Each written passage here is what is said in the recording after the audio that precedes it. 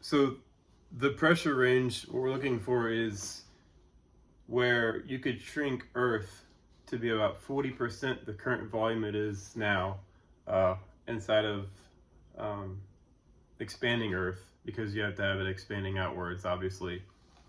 And to compress that rock, uh, basically the clue was right there. It says here, physicist discovers new class of ultra high energy molecules. Now they're classifying as ultra high energy molecules, but what happens is you have individual atoms right up here, and if you compress them so strongly at 10 terapascal, now keep in mind Earth's inner core is at 360 gigapascal, so it would be 10,000 gigapascals of pressure.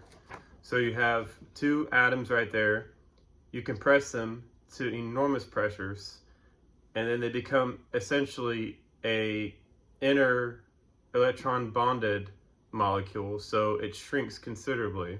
Now think of rocks and minerals, all the atoms compressing even further together.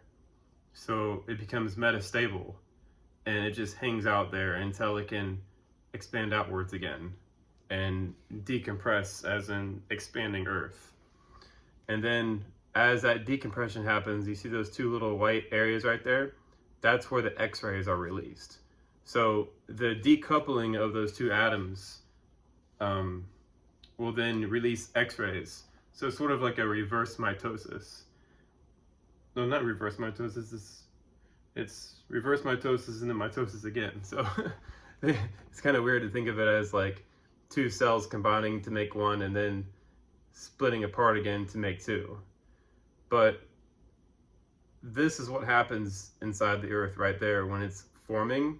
All the elements are basically being squished together so strongly that they become a metastable element or a molecule. Mind you, this happens with crystalline structure, rocks and minerals, and then they release X-rays as they expand outwards. X-rays, probably gamma rays, probably any frequency of EM radiation comes out of that, which means as it expands outwards, it releases a hell of a lot of heat, which is probably why the Earth is still hot in its interior. It's expanding outwards and releasing that heat from all the atoms decompressing. So it's not exactly radioactive per se from radioactive decay. It's just atoms being squished together very, very strongly and want to give themselves more space. Hi, Celeste. But this is discovered by Dr. Young K. Bay, a physicist at YK Bay Corporation, Advanced Space and Energy Technologies, in 2014. So 3 years after I made the discovery, but I know it's kind of depressing that I should finally come to this and after 11 years and finally rediscover it, I guess. It's always been around. But there's your clue.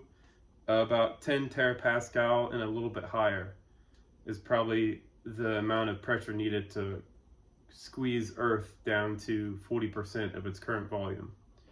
You just need to take all that space that's inside of atoms and squish it even more. That's really all you have to do.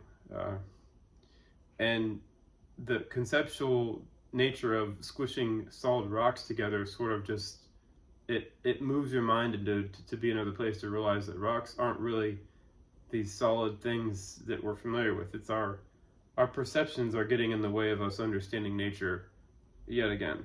It's our own human interaction with the world that sort of guides us, but is also misleading us at the same time. And it's always wise to pay attention to that, to make sure we don't let our own egos and perceptions and ability to conceptualize things get in the way, or lack thereof.